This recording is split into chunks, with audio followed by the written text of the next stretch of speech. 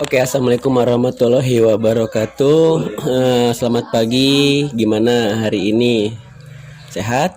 Jangan sakit-sakit ya. Sekarang kita akan belajar tentang pembelajaran bahasa Indonesia.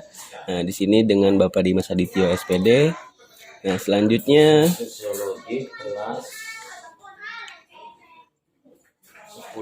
Oke, hello. My name is Dimas Adityo. I'm teacher bahasa Indonesia. Assalamualaikum warahmatullahi wabarakatuh. Sebelum kita memulai, alangkah baiknya kita berdoa dulu. Baik, semuanya berdoa ya. Berdoa mulai.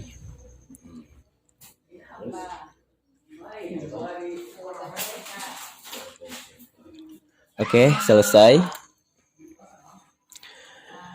Oke, baik, silahkan simak materi hari ini tentang laporan hasil teks observasi.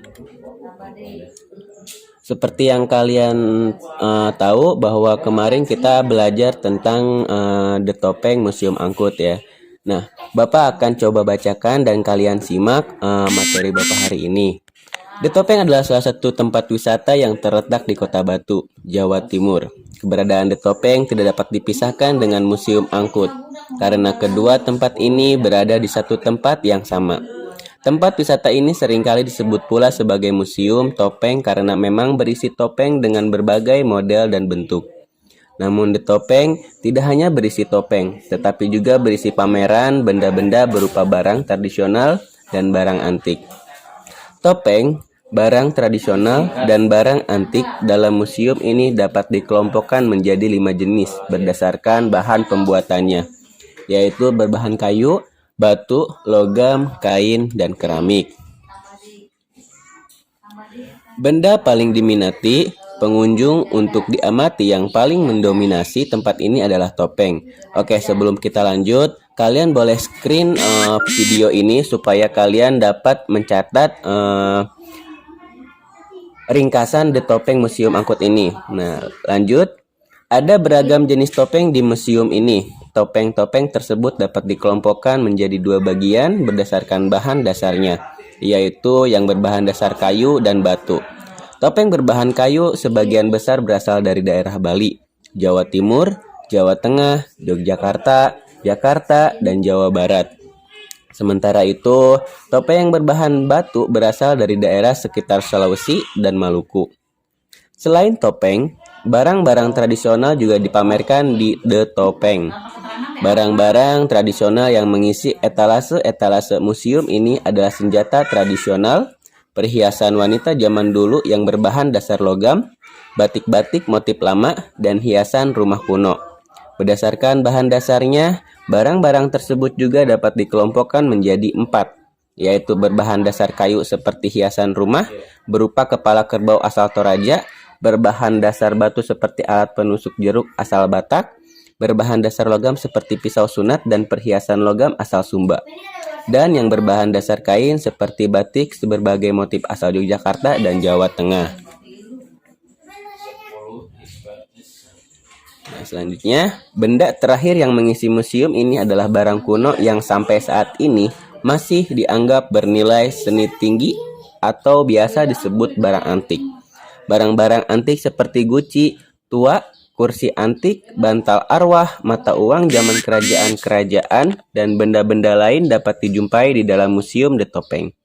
Barang-barang tersebut dapat pula digolongkan menjadi 2 jenis berdasarkan bahan pembuatannya, yaitu keramik dan logam. Barang antik berbahan dasar keramik di museum ini adalah guci-guci tua peninggalan salah satu dinasti di Tiongkok dan bantal yang digunakan untuk bangsawan dinasti Yuan Tiongkok yang sudah meninggal. Sementara itu, barang antik yang berbahan dasar logam adalah jinggaran koin atau kerajaan Gowa, mata uang kerajaan Majapahit, koin POC, dan kursi antik asal Jawa Tengah. Selain untuk dipamerkan, benda-benda di The Topeng ini juga dimanfaatkan sebagai media pelestarian budaya. Selanjutnya, The Topeng berfungsi pula sebagai museum, yaitu sebagai konservasi benda-benda langka agar terhindar dari perdagangan ilegal. Nah, oke. Setelah membaca teks di atas dan kalian sudah menyimak juga bacaan teks di atas, jawablah pertanyaan di bawah ini secara tepat. Nah, di sini ada 5 pertanyaan. Nah, kalian boleh screen pertanyaan ini. Nanti kalian jawab, terus dipoto, lalu dikirim di Google Classroom ya. Nah, yang pertama, apakah The Topeng Museum Angkut itu? 2. Sebutkan topeng yang disimpan di The Topeng. 3. Bagaimana gambaran barang tradisional koleksi The Topeng? 4. Bagaimana gambaran barang kuno koleksi The Topeng? Yang kelima, apa manfaat The Topeng? Nah, itu pertanyaan untuk tugas pertama. Nah, di sini ada tugas yang kedua. Selanjutnya, berlatihlah untuk menemukan gagasan pokok dalam teks laporan hasil observasi.